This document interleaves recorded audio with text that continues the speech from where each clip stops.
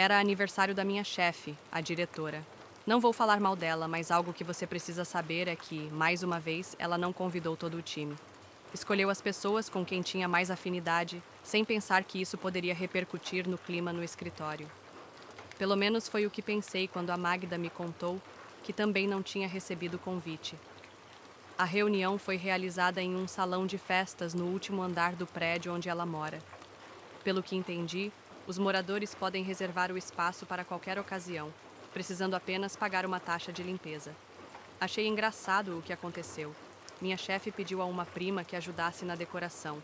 A moça fez um trabalho ótimo, deixou tudo muito bonito, mas ainda assim não foi convidada.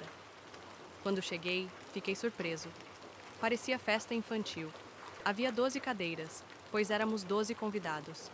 Quando cheguei, só faltava uma colega e já tocava música para dançar. Em uma mesa havia garrafas e em outra bebidas. Apesar de tudo o que já achei estranho desde o início, sabia que ia me divertir. Minha chefe estava de ótimo humor. Todos concordamos que nunca a tínhamos visto assim no trabalho. Comemos, bebemos, a assistente dela organizou jogos e todos estavam felizes. Passava um pouco da meia-noite quando uma das cadeiras quebrou durante uma dinâmica. Como eram contadas, ela me chamou, entregou as chaves do apartamento e pediu que eu fosse buscar outra. Antes de eu sair, disse para me apressar porque havia uma surpresa preparada. Um palhaço, mas para adultos, também pediu que levasse a cadeira quebrada para sua caminhonete. Fiz como solicitado, fui ao estacionamento, deixei a cadeira quebrada e depois subi até o apartamento para pegar uma do jogo de jantar. Tentei voltar de elevador, mas ele não funcionava. Carreguei a cadeira pesada por 4 andares de escada, fazendo pausas porque não estou na melhor forma física. Ao me aproximar do salão, percebi que não havia mais música. Tudo estava silencioso, sem risos, sem vozes, sem barulho. Coloquei a cadeira no chão e tentei abrir a porta, mas estava trancada. Não toquei, pois imaginei que todos já tinham ido embora. O corredor estava escuro, mas a luz vinha de dentro do salão. Fui até a janela para espiar. Pensei que talvez tivessem descido juntos para comprar algo, mas o que vi foi a coisa mais estranha que já presenciei. Todos os convidados, inclusive minha chefe, estavam em silêncio, olhando para a frente. À frente deles estava o palhaço que ela havia mencionado. Não tenho medo de palhaços, mas eles me deixam desconfortável, especialmente quando interagem demais. No início não entendi o que acontecia. Eles estavam imóveis, e o palhaço, embora se movesse, não falava. Olhava, aproximava-se, tocava no cabelo de um, arrumava-te uma camisa de outro. Logo percebi que havia um espelho à frente deles, e estranhamente não consegui ver meu reflexo no vidro da janela. Comecei a achar que a cadeira era só um pretexto para me manter fora dali. A figura não parecia um palhaço comum.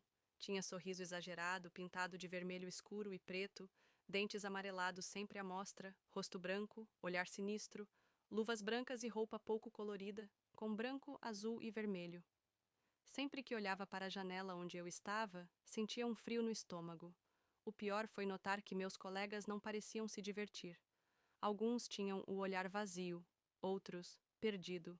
Minha chefe sorria, mas de forma estranha, como se estivesse hipnotizada, assim como os demais. Não tive coragem de entrar, apenas fiquei observando em silêncio. O palhaço tirou de uma mala azul uma sacola transparente com vísceras e despejou o conteúdo sobre a mesa. Fez gestos com as mãos para chamar a atenção deles. Em certo momento, Irma se levantou, pegou o que parecia ser um olho de animal e o mastigou lentamente. Ela estava apavorada, mas fazia aquilo mesmo assim. Pensei em ligar para a polícia ou avisar o marido da minha chefe, que eu havia visto no apartamento. Tentei usar o elevador, mas percebi que estava travado com um vaso, provavelmente colocado ali pelo palhaço. Fui até o apartamento, mas não encontrei ninguém. Então resolvi ligar para a polícia enquanto voltava. Quando cheguei novamente ao salão, as cadeiras estavam em círculo e o palhaço desenhava símbolos no chão com um pó preto. Vi Irma morder uma cobra morta. Não aguentei mais. Bati na janela com força e, como por mágica, todos pareciam despertar. Ficaram confusos, se olhando e reconhecendo o local. Irma vomitou. Nesse momento, percebi que o palhaço já estava saindo. Ele me empurrou contra o vaso, entrou no elevador e sumiu. Dentro do salão havia pânico e confusão. Minha chefe ligava para o número de quem havia contratado pelo anúncio. O número logo apareceu como suspenso. O mais assustador foi o que meus colegas me contaram depois. Eles estavam conscientes o tempo todo, viam tudo o que acontecia, mas não tinham controle sobre seus corpos. Quando perguntei como o palhaço os hipnotizou, disseram que foi.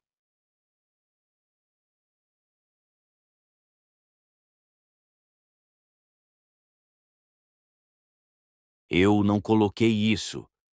O que estou prestes a contar é algo que não tem explicação. É a coisa mais estranha que já aconteceu comigo ou com qualquer pessoa que eu conheça pessoalmente. Trabalho até tarde em um bar simples, a cerca de 30 minutos da minha casa. Não é exatamente o que eu escolheria, mas é assim que as coisas são quando se vive em uma área mais rural. Não há muitas oportunidades de trabalho por perto, então a gente pega o que aparece. O bar em si não tem nada de especial, mas o serviço é constante e a maioria das noites é bem tranquila. Na noite em que tudo aconteceu, nada parecia diferente. Meu turno passou sem grandes acontecimentos. Depois de fechar tudo, entrei no carro e comecei a viagem para casa. Quase todo o caminho é por estradas secundárias, cheias de curvas, com pouco tráfego, quase nenhuma luz e poucos carros.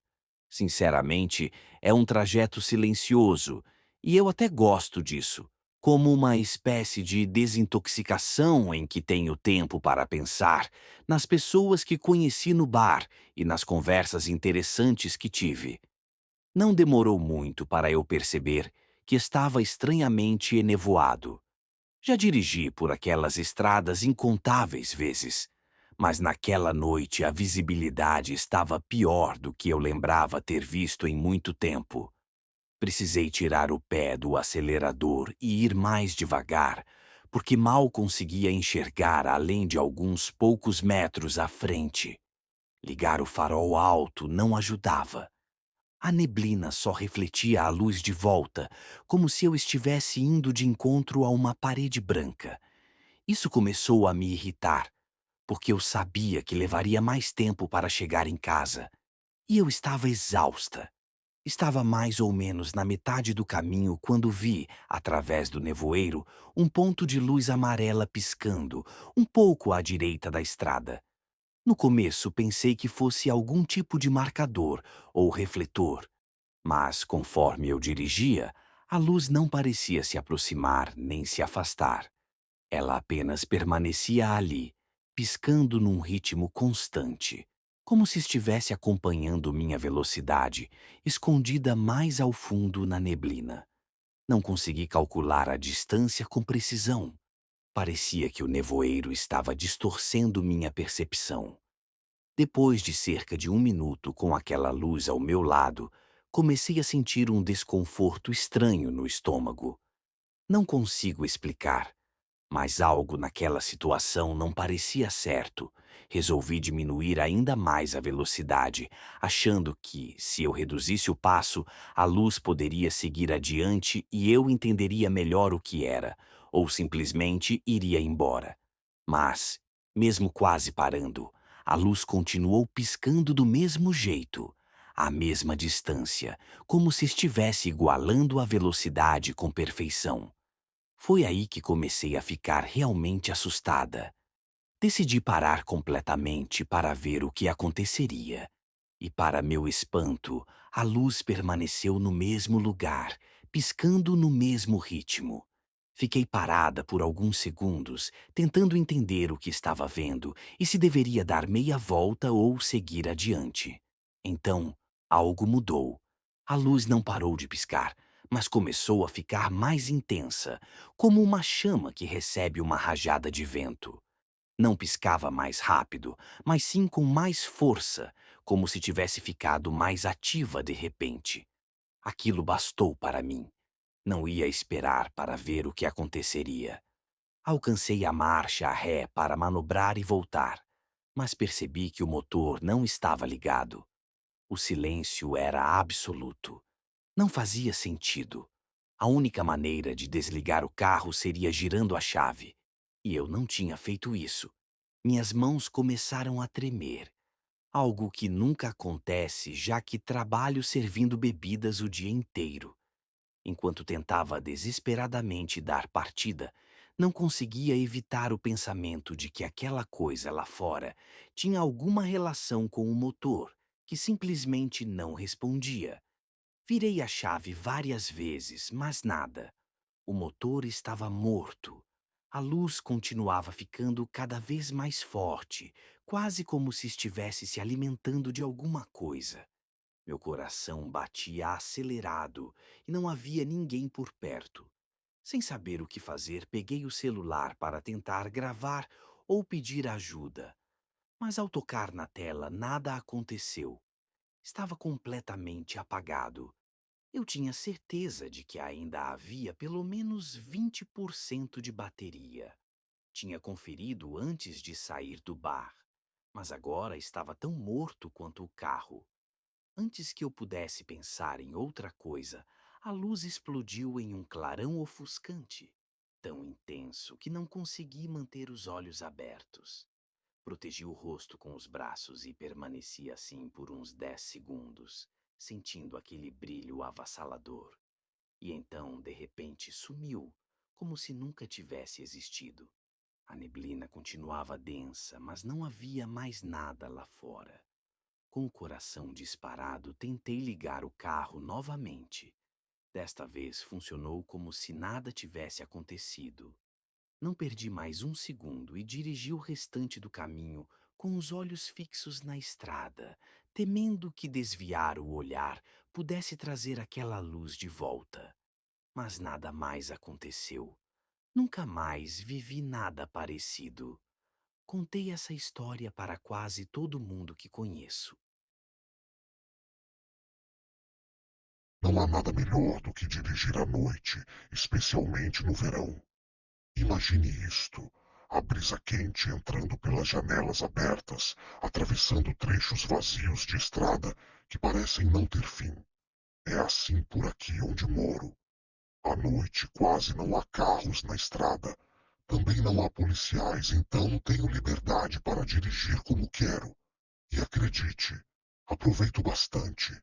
O carro do meu pai ajuda nesse sentido. Não me entenda mal, não sou um motorista imprudente e nem costumo dirigir em velocidades perigosas.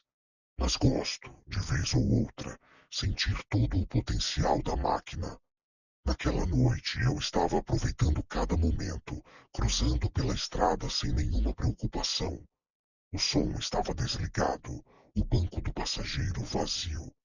Eu me concentrava apenas em duas coisas: o barulho do motor e o vento batendo no meu rosto. Dirigir assim é uma das poucas coisas que me faz sentir verdadeiramente livre. De repente me deu uma vontade irresistível de sair da estrada principal e pegar algumas vias secundárias para curtir melhor as curvas. Era como aquela sensação de que você precisa fazer algo e sabe que não vai descansar enquanto não fizer. Então foi o que fiz. Peguei a próxima saída e entrei numa rede de ruas estreitas e cheias de curvas fechadas. Exatamente o tipo de trajeto que eu queria. Acelerei um pouco, sentindo os pneus agarrando e soltando o asfalto nas curvas. As ruas estavam completamente vazias. Apenas eu, o carro e a estrada. Até que vi um lampejo à frente e pisei no freio a tempo de evitar uma colisão. Quando parei, percebi o que era.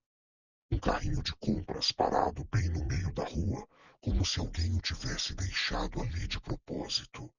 A luz do farol refletia nas grades de metal, fazendo parecer mais súbito e dramático do que realmente era.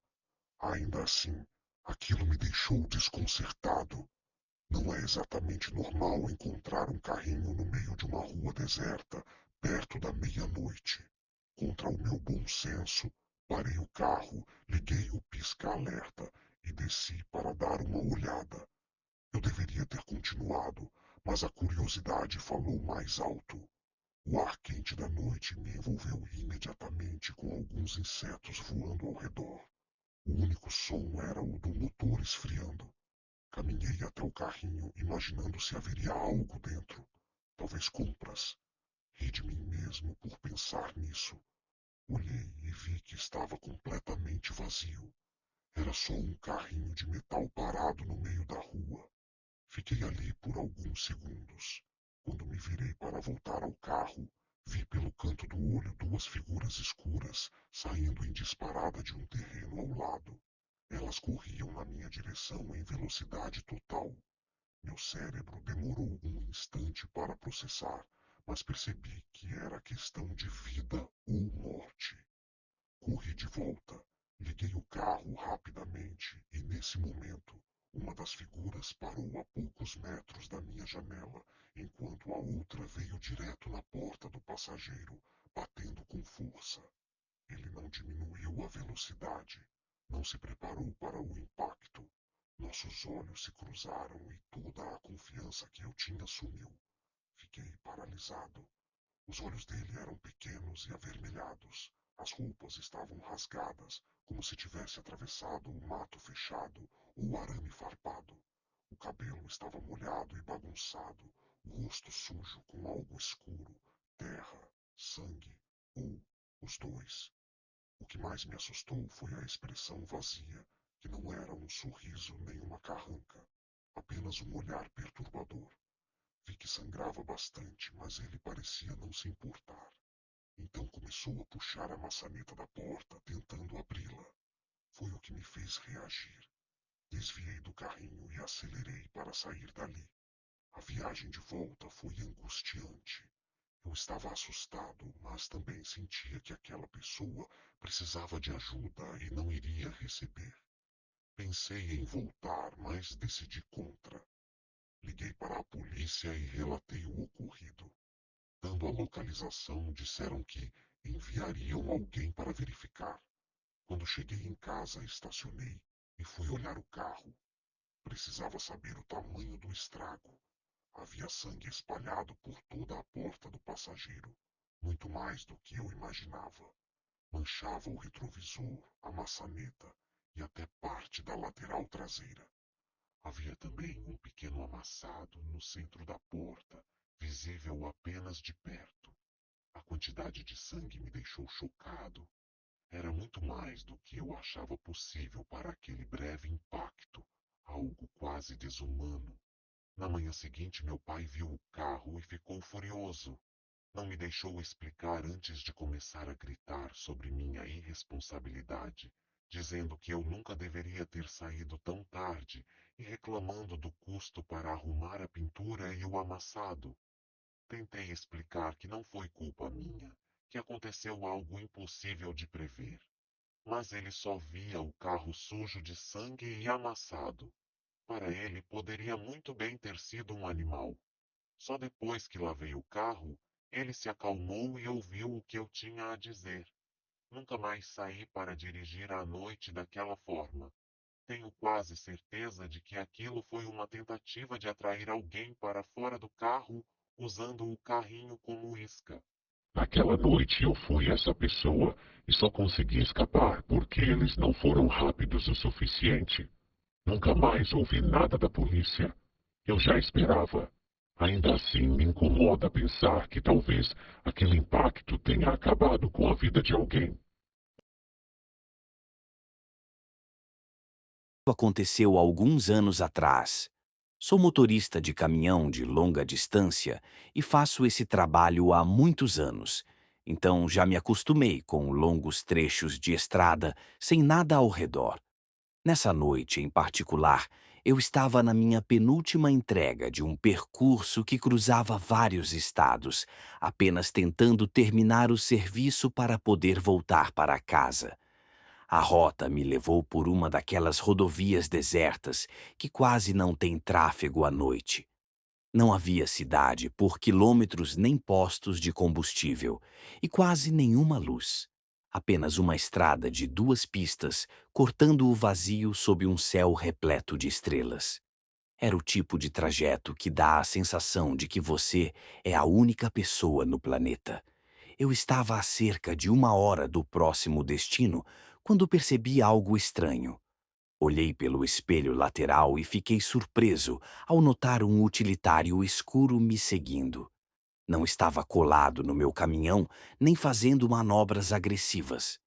Na verdade, mantinha uma boa distância, mas definitivamente acompanhava meu ritmo.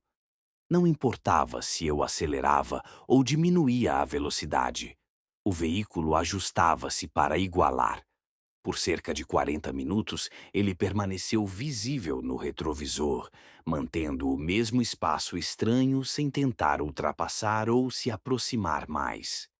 No início, pensei que fosse apenas um motorista inseguro para fazer a ultrapassagem, talvez com medo de que fosse ilegal ou perigoso. Mas descartei essa hipótese depois de passar por diversas áreas permitidas para a ultrapassagem. Era possível que não soubesse o que aquilo significava, mas parecia improvável. Apesar da curiosidade, eu tinha um trabalho a concluir e não podia passar a noite tentando descobrir a intenção daquele motorista. Tentei ignorá-lo, mas era inevitável olhar de vez em quando pelo espelho. Isso começou a me deixar inquieto, o que raramente acontece comigo. Por volta de 2 horas da manhã, resolvi parar numa pequena área de descanso à beira da estrada.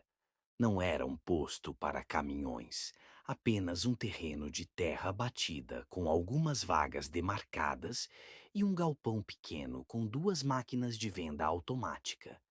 Não havia iluminação, exceto uma lâmpada fraca piscando sobre as máquinas. Pensei em esticar as pernas por 1 minuto, pegar um refrigerante e, mais importante, deixar quem estava atrás de mim passar.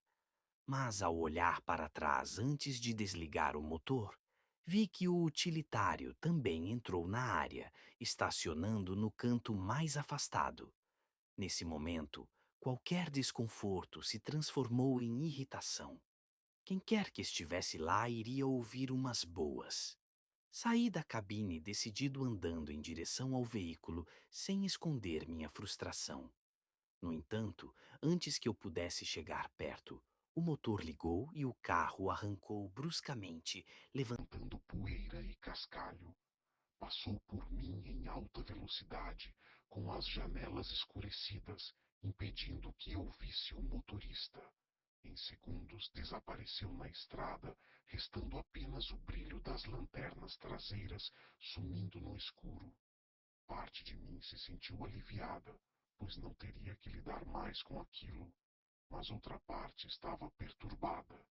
Eu tinha praticamente confirmado que aquela pessoa estava me seguindo, e o fato de fugir antes de eu me aproximar indicava que suas intenções não eram boas. As máquinas de venda automática estavam completamente vazias, o que tornou a parada inútil. Resolvi que merecia um pequeno descanso antes de seguir viagem. Conferi as portas de carga, certifiquei-me de que tudo estava trancado e voltei para a cabine. Inclinei o banco, abri um pouco a janela para circular o ar e fechei os olhos. O silêncio era absoluto, e pela primeira vez naquela noite consegui relaxar. Raciocinei que, mesmo que aquela pessoa quisesse me causar algum mal, seria improvável que desse a volta e encontrasse novamente o local no meio da escuridão total. Devo mencionar que sou um dorminhoco muito leve, algo essencial nessa profissão, já que dormir em áreas isoladas exige atenção. Talvez cerca de 1 hora depois de adormecer, acordei com um leve som de passos sobre o cascalho. Permaneci em silêncio e, abrindo discretamente a cortina, vi duas pessoas agachadas perto das rodas traseiras do reboque, examinando os mecanismos de trava, tentando abri-lo sem fazer muito barulho. Uma delas segurava uma pequena lanterna e parecia se comunicar com a outra por sinais. Não consegui ver seus rostos, mas ficou claro o que estavam fazendo. Não estava armado, mas, se necessário, estava disposto a defender minha carga e meu sustento. Então, vi um deles tirar um alicate da mochila. Sem pensar, bati com força na buzina do caminhão. O som estrondoso fez com que os dois saltassem e corressem em direção ao mato. Segundos depois, surgiram faróis na estrada. Era o mesmo utilitário de antes, vindo rápido, sem ligar os faróis até virar e sumir novamente na noite. Quando me acalmei, liguei para a polícia apenas para registrar o ocorrido, mas eles insistiram para que eu aguardasse uma viatura. Algum tempo depois, dois policiais chegaram e me ajudaram a inspecionar o caminhão.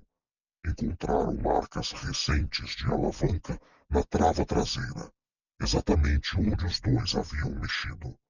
Felizmente não conseguiram abrir nada.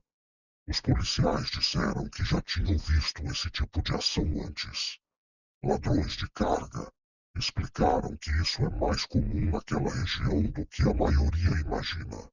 Acreditaram que o utilitário estava me seguindo havia um bom tempo, esperando o momento certo para agir. Até hoje, essa foi a experiência mais perturbadora que vivi.